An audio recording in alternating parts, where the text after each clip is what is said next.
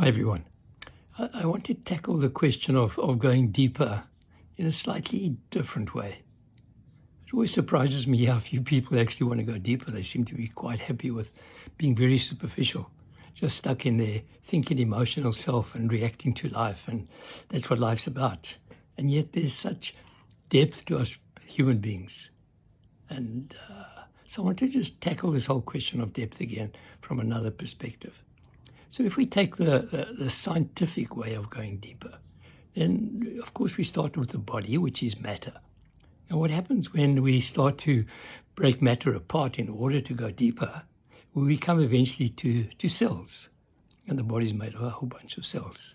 And if we start to break the cells apart, as science has done, we then come to atoms. And if we break atoms apart, we come to particles. And particles are no longer matter.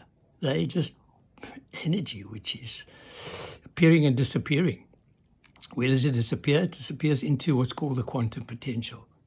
And in early days, scientists thought that the quantum potential, or the space where the particles disappear, is kind of like a vacuum. It's totally empty. Now we know that it's not empty, but it's also full of potential.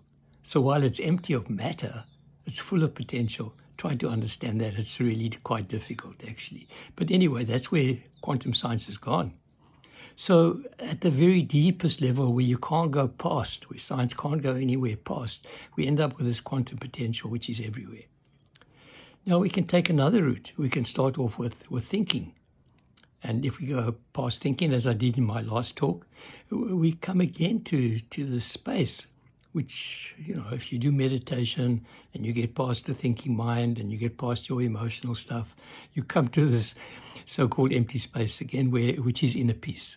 And that's what meditators are trying to get to no longer be attached to their thinking, let thinking go past, let the emotions quiet down, and then they're in this space, which is inner peace. Now, that space the space of inner peace is where basically consciousness is. So if you go that route, you come eventually to consciousness. If you just go past, again, the thinking mind, you can also come to what people call mind, and then spirit, and then soul, and then you come to God. So at the deepest level, again, we come to God. So we've now discovered that there are different things you come to when you get to the deepest level. The one is the quantum potential, which is empty and full. The other is consciousness, and consciousness is just conscious. You can't really go past consciousness itself. Consciousness is also kind of empty and full. So we can also go to another way of thinking it, go to the world as something which is finite and objective. So if you go deeper than the finite objective world, eventually, which is the matter world, the objective world of matter that's present everywhere, if you could go deeper, eventually you would come to infinity. So from the finite to infinity. So now we have three different ways of talking about this deepest place you can go to. You obviously can't go past infinity. That's the deepest place you can go. Can't go past consciousness. Consciousness itself, you'd be unconscious if you had no consciousness, so you can't go past consciousness. And then if you follow the quantum science point of view, you come eventually to the quantum potential. Now, it's so interesting because Max Planck, who won the Nobel Prize for Physics, said, I've been studying matter all my life, all my working life. And I can tell you one thing, there's no such thing as matter, there's only energy information. And then he said something else. Behind energy information, there has to be some kind of intelligence that we don't understand, but there's no way this universe could be without some kind of intelligence. So here we have a number of things at the deepest level. We have the quantum potential, we have consciousness, we have God, and we have infinity. And they're all exactly saying the same thing. Infinity, present everywhere, outside time and space. We have quantum potential, present everywhere, all-powerful, present everywhere. And we have God, present everywhere, all-knowing, all-powerful. So what's happening in science, actually, and this is in quantum science, is that all the scientists are recognizing that at the deepest level, they're talking about the same thing, whether you're a religious leader talking about God, whether you're a quantum scientist talking about the quantum potential, or whether you're into mind study and talking about consciousness. All these people are starting to come together and saying, hang on, guys, we're talking about the same thing at the deepest level. Isn't that amazing? Suddenly, quantum scientists have discovered God.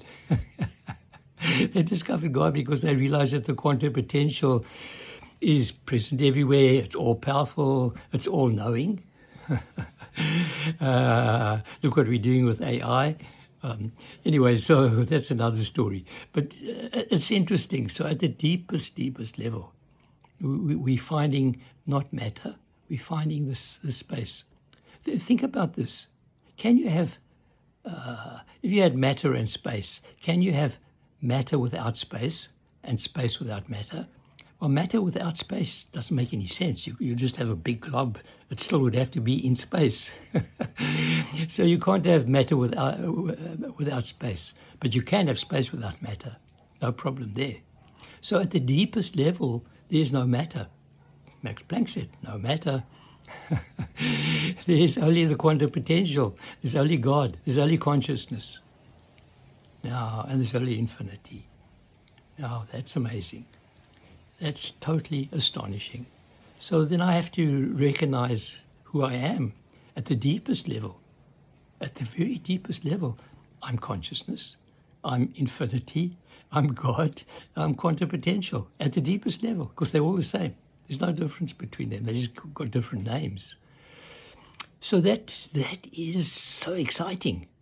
And so when I talk about going deeper, I mean, how deep you want to go. You can just stop at the level of thinking mind and emotions if you want to, but it's not the happiest place to be in. You can recognize that you have deep roots. In the same way, the tree that you see, that's what you see, but they're deep roots, and those deep roots are highly intelligent and moving in ways that are amazing. So at the deepest level, we are not just this body of matter. We are even more than emotions, even more than the thinking mind. There's a whole undercurrent over there that is the most exciting place to go to. So please consider this if you're wanting to expand your horizons, if you're wanting to go deeper, if you're wanting to become more than just a matter body or just an emotional thinking being who's struggling with the world. If you want to go deeper, there is a way to do it. And that way is to start to ask questions around thinking and emotions. And can I get beyond it?